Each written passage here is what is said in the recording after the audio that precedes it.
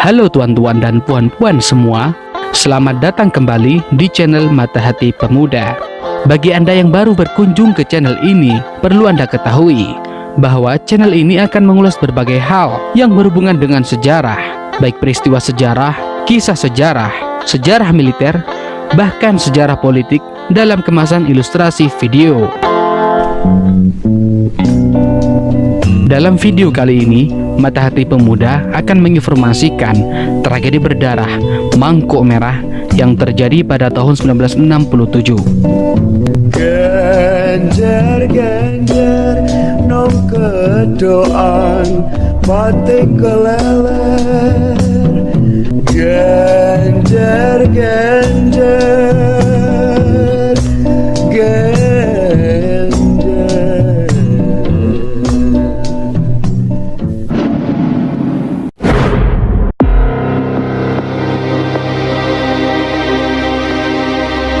Peristiwa G30S 1965 tidak hanya berbuntut pada pembantaian terhadap orang-orang yang dianggap antek PKI di Jawa, tapi yang tidak kalah mengerikan juga terjadi di Kalimantan.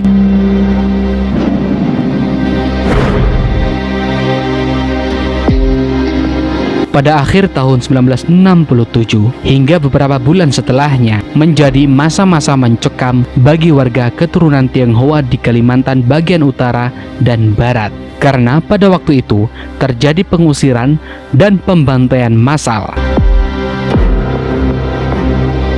Ribuan orang peranakan Tionghoa tewas mengenaskan dan puluhan ribu lainnya terpaksa mengungsi. Bahkan tidak sedikit pula yang mengungsi pun meregang nyawa.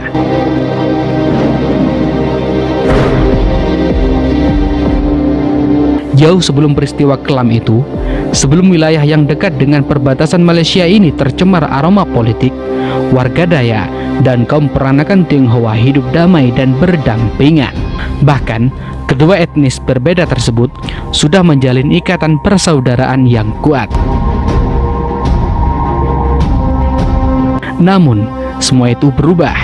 Hubungan harmonis antara warga Dayak dan Tionghoa itu sirna setelah terjadinya G30S 1965. Citra Presiden Soekarno merosot karena dianggap membela PKI. Di sisi lain, pengaruh Soeharto kian menguat dan menyerukan pembersihan total terhadap mereka yang dituding terlibat gerakan G30S PKI. Gelombang politisasi yang panas di tingkat nasional akhirnya sampai juga ke Kalimantan bagian utara atau yang dulu masih termasuk wilayah Kalimantan Barat. Akhirnya, peristiwa pembantaian Mangkuk Merah pun terjadi. Lantas, apa yang melatar belakangi peristiwa berdarah Mangkuk Merah tersebut? Bermula dari Ganyang, Malaysia. Sama sekali tidak. Yang kami anti-I yaitu Malaysia, pimpinan Inggris, pimpinan Imperial Inggris. Sejak awal dekade 1960-an, Presiden Soekarno mulai mengobarkan semangat Ganyang Malaysia karena negara Malaysia yang dianggap antek Inggris itu berambisi membentuk Federasi Malaysia yang mendurhakai menerangi menjala Tengku Abdul Rahman Bumrah, antek daripada imperialis. Sebagian besar warga Kalimantan Utara, terutama dari kalangan peranakan Tionghoa yang tinggal di dekat perbatasan, turut menolak keras rencana Federasi Malaysia. Presiden Soekarno kemudian mengirimkan salah satu menteri negara di Kabinet Dwi Kora I, Ucutat, ke perbatasan utara Kalimantan untuk menggalang kekuatan dalam rangka kampanye Ganyang Malaysia. Ucutat yang kebetulan juga keturunan Cina memperoleh sambutan meriah dari masyarakat setempat. Buah hasil kunjungan Ucutat, maka dibentuklah Barisan Sukarela atas izin pemerintah pusat.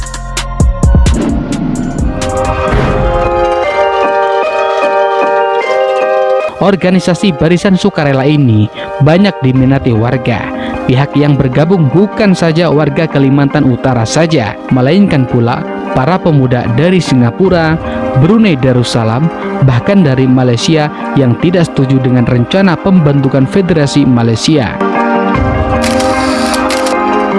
Barisan Sukarela atau gerilyawan yang dibentuk antara lain Pasukan Rakyat Kalimantan Utara atau PARAKU yang dikombinasikan dengan Pasukan Gerilya Rakyat Sarawak atau PGRS pada tahun 1964. Pasukan gabungan ini kemudian dikenal dengan sebutan PGRS atau PARAKU yang anggotanya memang didominasi oleh orang-orang keturunan Tionghoa yang tinggal di negara-negara serumpun itu. Untuk persiapan menghadapi Malaysia, Angkatan Perang Indonesia mendirikan pangkalan militer utama di Kalimantan Barat. Wilayahnya antara lain Sambas, Bengkayang, Ledo, Sanggau Ledo, Putu Sibau, dan kota-kota perbatasan lainnya. Daerah-daerah itu dijadikan sebagai tempat berkumpulnya para sukarelawan. PGRS atau PARAKU tampaknya memang dipersiapkan khusus untuk perang melawan negara tetangga. Namun, kampanye kontra Malaysia pada akhirnya justru menguap.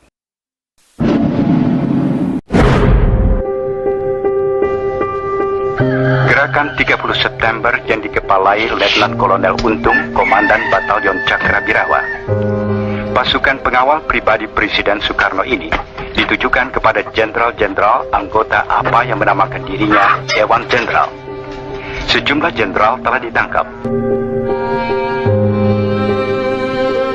Memanasnya situasi dalam negara Indonesia seiring terjadinya peristiwa G30S 1965 membuat Soekarno berada di ujung tanduk.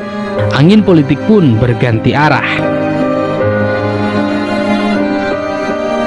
Kubu komunis yang semula bergerak leluasa menjadi terjepit dan mendapati masa-masa paling suram.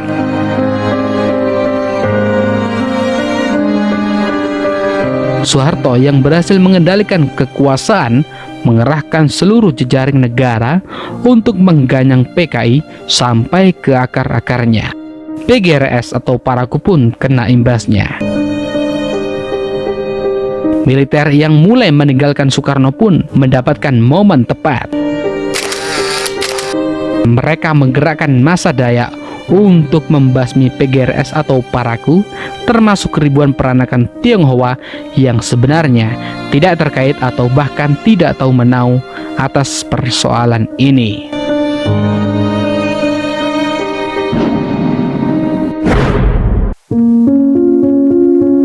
Adu domba Dayak dan Tionghoa.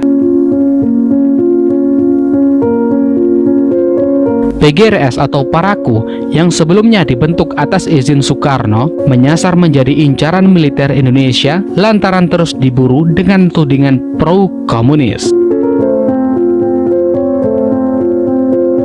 Pertengahan bulan Juli 1967, kaum gerilyawan menyerbu lapangan udara TNI Angkatan Udara di Singkawang dan Langgau Sedo, Kalimantan Barat. Serangan tersebut menewaskan 4 orang militer. Selain itu, 154 pucuk senjata dan amunisi militer juga berhasil direbut.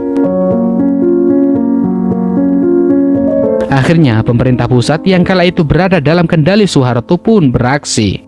Ancaman PGRS atau PARAKU yang diduga berbaur dengan kelompok komunis dirasa sudah amat mengkhawatirkan, sehingga diputuskan segera pengiriman pasukan bantuan. Dalam buku Politik Tiga Wajah mencatat, setidaknya ada 9 kesatuan militer yang diperbantukan untuk membasmi PGRS atau PARAKU dalam rangkaian operasi Sapu Bersih.